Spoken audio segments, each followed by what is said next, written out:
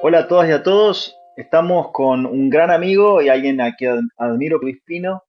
Él está en Bogotá. Hola Luis, ¿cómo estás?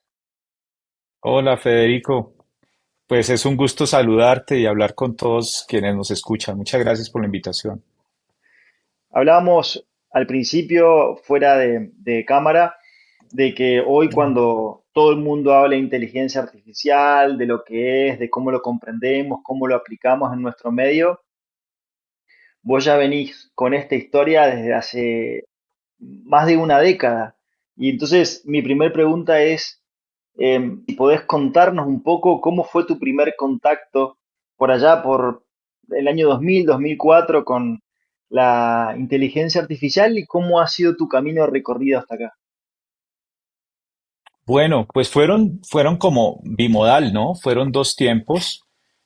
Fue el primer momento que tú mencionas bien hacia el año 2004 quizá, pues yo soy médico militar retirado, y en esa época yo era teniente y estábamos en el Guaviare en un entrenamiento con el ejército americano. En esa época, no sé pues si tú lo sepas, pero estábamos en una guerra intensa aquí con la guerrilla.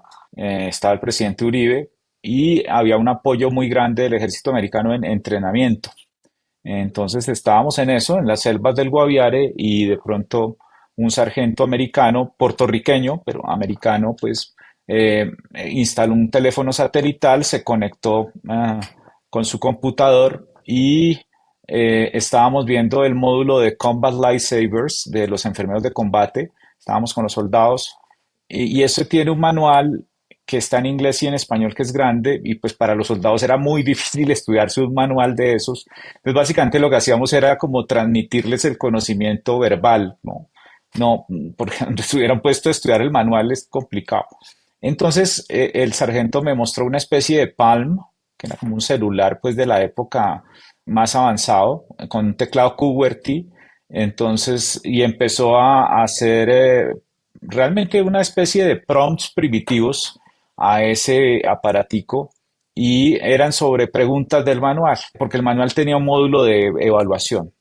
Entonces él intentó algunas preguntas de ese manual y había unas respuestas por parte de alguien, digamos que yo pensé que era una persona, en ese celular, en esa máquina.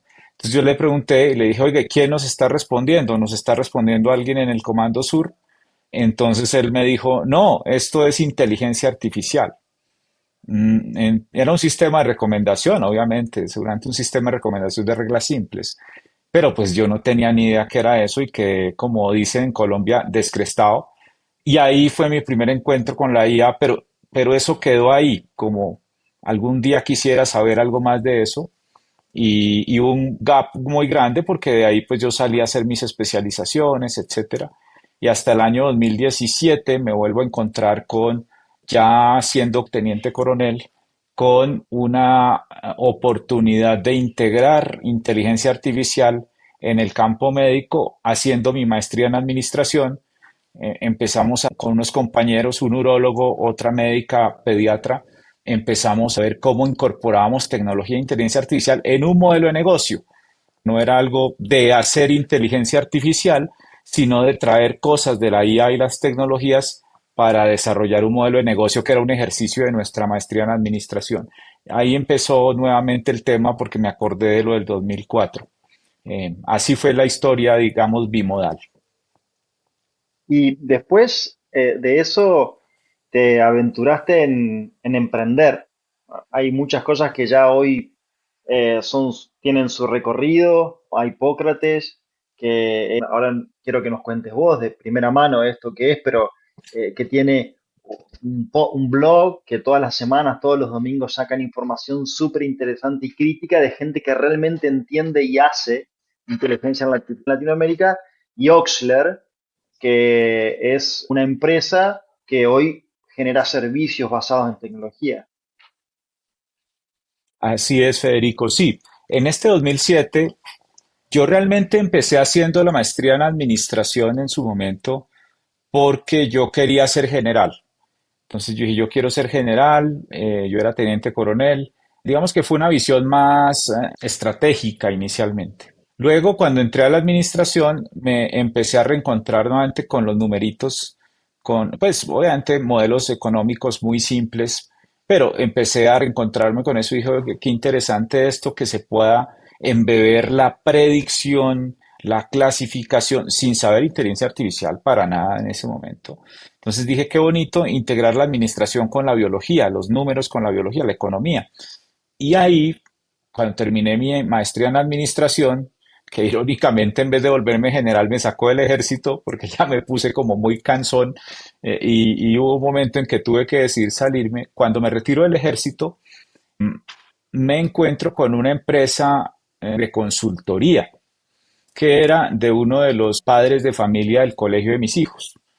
Entonces, un buen día yo estaba, pues imagínate, recién retirado, estaba en 3 meses de alta, o sea, era esencialmente un vago, ¿no? Entonces tenía mucho tiempo en la mañana y yo dije, bueno, mi esposa me decía, ¿qué pongo a hacer a este tipo? ¿No? Porque yo en las tardes hacía consulta, pero en la mañana ya como que no sabía qué hacer. Entonces mi esposa me dijo, ojalá le salga algo rápido. Y un día llegó a mi celular un mensaje diciendo, esta compañía consultora de un papá del colegio quiere explorar oportunidades, nada más. Entonces yo entré, vi la empresa, vi el perfil del señor, era un perfil muy alto, o sea, era una persona entrenada en Duke, un doctorado en administración, un señor mayor que yo. Yo dije, ve qué interesante este perfil. Entonces lo llamé y le dije, oiga, usted quisiera meterse en el sector salud, porque él era de financiero, ¿no?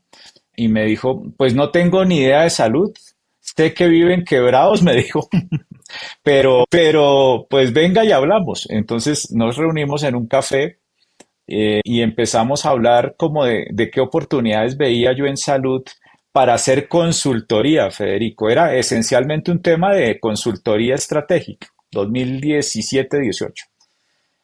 Entonces, como yo traía el bichito de la inteligencia artificial, me senté con él y le dije, oiga, ¿por qué no experimentamos hacer una consultoría también en transformación digital, en uso de analítica avanzada? Y a él no le gustó. Él era muy tradicional. Dijo, no, yo qué quiero es hacer consultoría estratégica de procesos, no sé qué. Pero me dijo, pero tengo un amigo que trabajó en Australia, en Estados Unidos, que es financiero, es actuario, y él sabe de analítica, de pronto le puede gustar. Entonces trajo al amigo, el amigo quedó encantado con mi speech porque él dijo, bueno, no entendía salud, pero me parece que hay muchísimas oportunidades. Y ahí empezó el primordio de una empresa que fundamos posteriormente que se llamaba Maya Health, ¿no? Que era Medical AI Assistant. En esa época, 2017, títulos Federico muy bien, no había nada de lo que tenemos hoy. O sea, era pura IA analítica, no había nada generativo, el procesamiento del lenguaje natural era realmente arcaico. Entonces, lo que podíamos hacer era plataformas digitales con un poquito de automatización. Esta persona se consigue dos ingenieros mecatrónicos muy pilos y empezamos a desarrollar lo que fue MAIA, que era este Medical AI Assistant, y lo empezamos obviamente en cáncer, que es mi mundo, ¿no? Como el tuyo. Y ahí lo entrenamos inicialmente, desarrollamos más bien, más que entrenar, desarrollamos los módulos en cáncer de mama y cáncer de pulmón, que pues es mi pasión, digamos, el cáncer de pulmón. Y empezamos a vender esa plataforma a la industria farmacéutica, porque realmente pues era nuestro principal cliente. Nos fue bien, digamos que bien en ese, pues es que 2010, hablando de esto, pues tú vendías con un PowerPoint, ¿sí? Era un mundo donde tú les mostrabas esto y decían, uy, pero esto de dónde salió, por Dios, interesantísimo. Y como era cáncer, pues más. Entonces hicimos unos buenos contratos y nos ganamos un proceso de aceleración en Estados Unidos. Nos fuimos para Texas, Austin, de hecho, por eso es que yo, digamos, me enrolé posteriormente allá en la U. Y cuando estábamos discutiendo cómo entrar al mercado americano con Maía, hubo dos problemas. Uno, el inversor quiso cambiar la orientación científica de Maía como a una orientación más comercial, ¿sí? Y eso a mí me molestó. Pero mis socios sí querían como hacerle caso al inversor. Y a mí, pues eso, y tú que eres médico lo entenderás, como que me hizo un clic, como que dije, miércoles, no, yo no quiero que, esto es como un hijo mío, yo no quiero cambiarlo, ¿no? Eso fue duro. Y lo otro fue que cuando empezamos a hacer cuentas, digamos, del dinero que había entrado y lo que se había invertido en el desarrollo, tuvimos una discusión fuertísima con los socios respecto a cómo se habían invertido esos dineros. Yo lo interpreté personalmente como un abuso de confianza y eso rompió la empresa, rompió la confianza.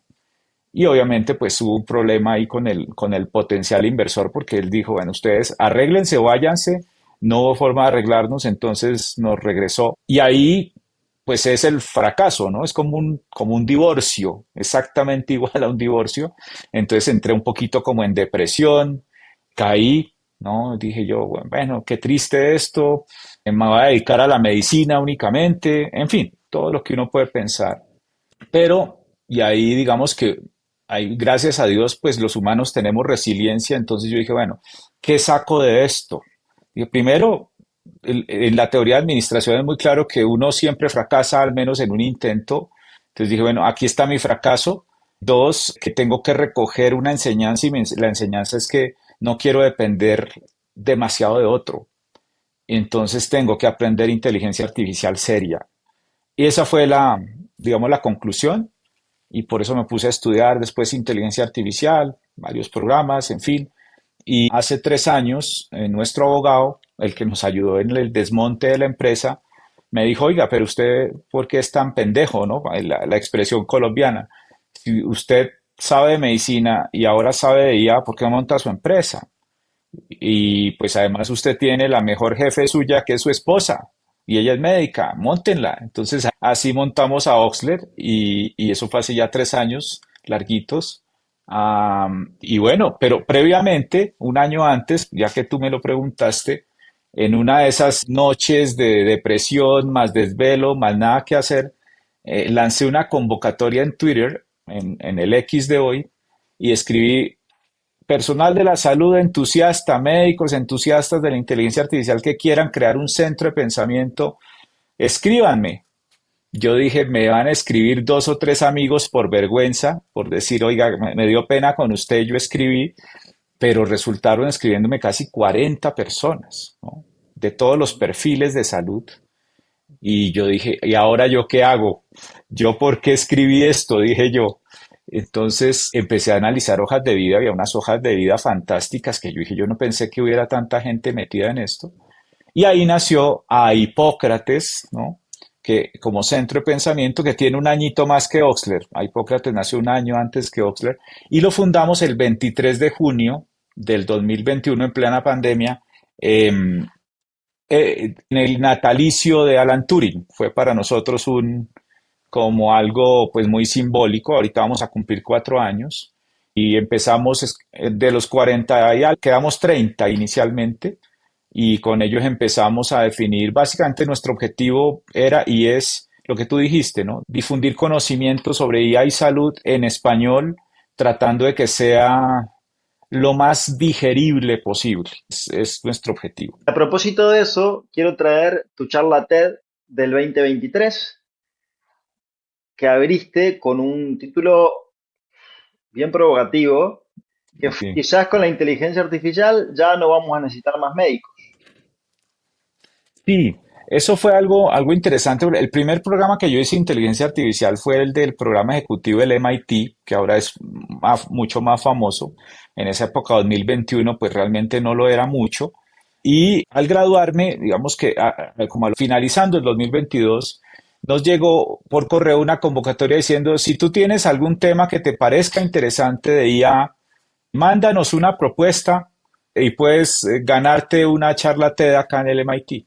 Entonces eh, es que en la noche ocurre como lo mejor, ¿no? Siempre. Entonces dije, bueno, yo, ¿qué pongo para que la gente me diga, oiga, ¿cómo así? Venga y hablamos de eso. Entonces ahí fue cuando escribí eso. ¿Y qué pasa si no necesitamos médicos con la inteligencia artificial? Claro, ese título es muy provocativo, ¿no? Muy generador de controversia. Entonces, claro, me llamaron, pues me escribieron como a los 8 días, me dijeron, ¿usted está seguro de que ese título es un título? Yo le dije, sí, pues hablemos de eso. Y me dijeron, ¿usted es médico? Yo le dije, sí, yo soy médico. dijo, bueno, usted se encarga de pelear con sus colegas, ¿no? Y ahí surgió eso. Yo pensé que era algo muy fácil porque pues tú y yo somos oncólogos, estamos acostumbrados a dar conferencias. Entonces yo dije, es preparar unas slides y se acabó. No, es todo un andamiaje. Además, pues es el TEDx de Boston, del MIT, pues obviamente son súper estrictos. Entonces me mandaron el libro de TED, ¿no? Porque eso tiene unas pautas. Ejemplo, como saben que somos latinos, a ti lo primero que te dicen es, no nos interesa que usted venga a llorar acá. O sea, sabemos que Latinoamérica tiene problemas, que son pobres, sí, lo sabemos. No lo vamos a solucionar tampoco. Entonces, no vaya a decir nada de eso. Yo dije, bueno, eliminé 3 diapositivas, listo. Y hay muchísimo ensayo. Yo me lo tomé un poco a la ligera, la verdad. Yo dije, que esta gente exagera. Pero cuando llegué allá, pues obviamente ya después de haber filtrado como por 4 veces mi charla con el tutor, había gente espectacular. O sea, yo dije, ¿yo qué hago aquí? Si yo soy un sudaca, ignorante, ¿cierto? Y hice un programa ejecutivo corto, ¿yo qué hago aquí? Había gente brillante, de todos los sectores. Gente además de 17, 18 años, ¿no? Hasta pues viejos como yo. Entonces te empieza a entrar a ti el miedo escénico que no es frecuente, como te digo, en un oncólogo como tú, como yo, que pues dan conferencias frecuentemente y estábamos en uno de los clubes del MIT y todos estábamos a punto de fallecer de los nervios antes de entrar, porque además son 5 minutos, ¿no? No tienes más, en 5 minutos tienes que decir tu idea.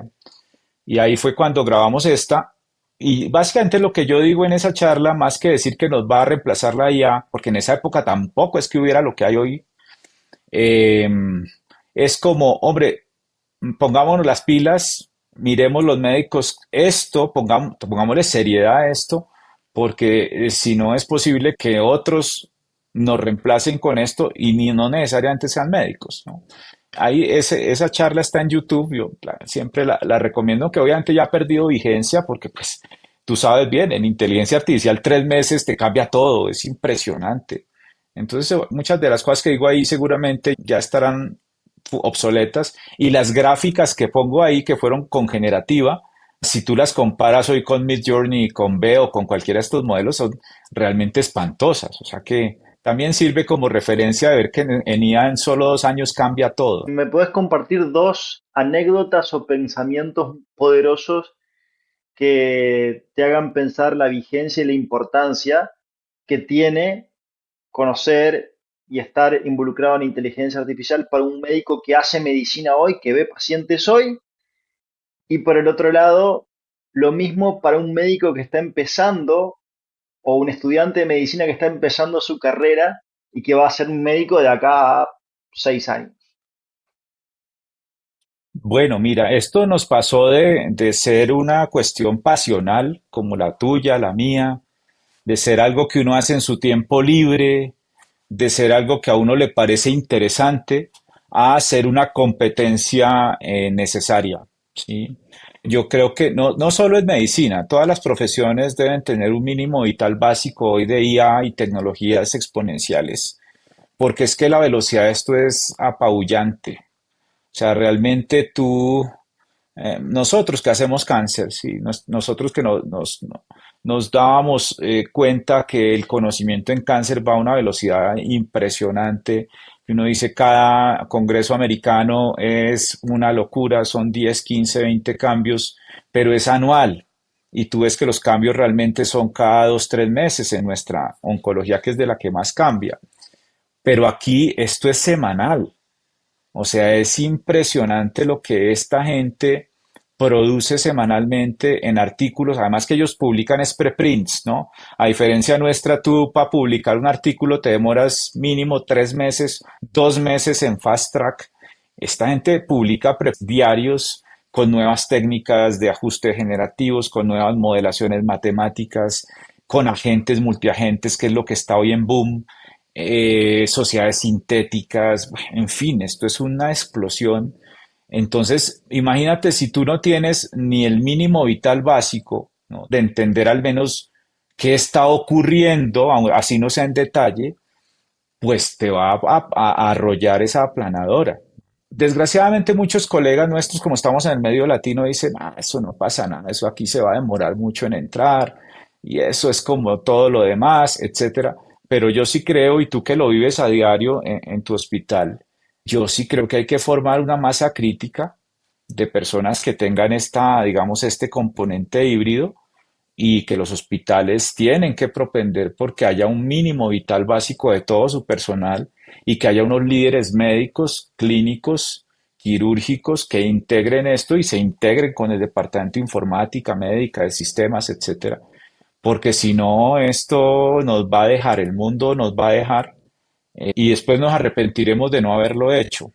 Es una competencia necesaria hoy. Ya no es pasional como cuando tú o yo iniciamos esto. La última pregunta que te quiero hacer es, ¿qué puntos uniste hasta ahora en tu carrera y qué puntos te gustaría unir en un futuro?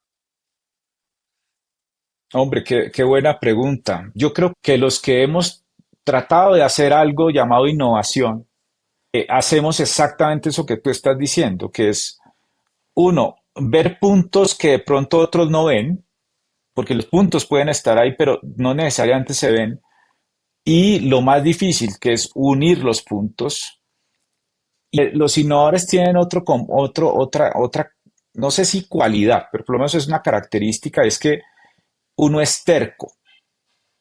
Es decir, uno se sostiene a pesar de que le digan, oiga, no, usted está haciendo cosas locas, oiga, usted está equivocado, oiga, usted se va a quebrar, oiga, usted, como me han dicho, se va a echar encima, o sea, sus colegas lo van a odiar. Cosas de ese estilo uno tiene que obviarlas porque uno tiene un propósito y ese propósito no es ser millonario. Si fuera ese propósito, pues creo que uno debería dedicarse más bien al narcotráfico o al contrabando, que eso sí da plata rapidísimo. Pero yo creo que uno lo hace con, como tú, con pasión, sin recibir necesariamente retribución. Ya si después no vive de eso, pues fantástico. Pero creo que eso es clave para que los muchachos que están empezando y que van a fracasar y que van a sentirse abrumados, sepan que se tiene que levantar y volver a iniciar, ¿no? Yo sí creo que esto es un tema de persistencia y esos puntos que uno debe unir hoy son cada vez más complejos. Yo por ahí escribí alguna vez que hoy en día la principal competencia que a uno lo va a mantener vigente no es el conocimiento de un dominio, porque hoy con lo que tenemos, los agentes de inferencia, en los motores generativos y los agentes y multiagentes, eso no importa. Hoy importa es la convergenómica, el que tú puedas converger conocimientos diversos y crear una huella humana única en ese conocimiento que ningún motor de IA pueda alcanzar. Porque si es solo un dominio, la probabilidad que un motor de estos te alcance es del 100%. ¿Sí? Tú que entrenas a Marco, ¿sí? Yo te hago una pregunta. ¿Marco sabe más oncología que tú o no? Creo que no. En el ¿Ah? sentido de información probablemente sí, En el sentido de pero en el sentido de información, exacto. convergencia, Exacto. O sea, si yo te digo, Marco sabe más oncología en contenido que tú, claro, y sin que duda. cualquier oncólogo. O sea, ponle al que quieras, al oncólogo que tú más admires, Marco se lo come en términos de contenido, Ujú. pero no en términos de convergencia. ¿Sí? Entonces ahí es donde está el secreto y gracias por esa pregunta, Federico, porque creo que es muy necesario decir eso. ¿Y en el futuro? El futuro, bueno, no sé, pues ahora estoy dedicado solamente a Oxford, a Hipócrates. Me extraño mucho la clínica. Yo dejé de hacer clínica en septiembre por temas de tiempo realmente y otros temas. Espero en unos 2 meses reiniciar algo de consulta porque mis pacientes me hacen falta y creo que a algunos de ellos le hago falta. Pues tú sabes que somos románticos todavía y eso es importante mantenerlo. Y espero seguir haciendo lo que acabamos de decir, convergencia. No es fácil, tiene que estar innovando, innovando, haciendo innovaciones incrementales porque cada vez es más difícil diferenciarse. Y hay una cosa que me gustaría también decir en este espacio tan interesante y es que creo que por ahí lo escribimos hace poco en el sentido de una pregunta tentadora, ¿no? Estos motores generativos están democratizando la inteligencia.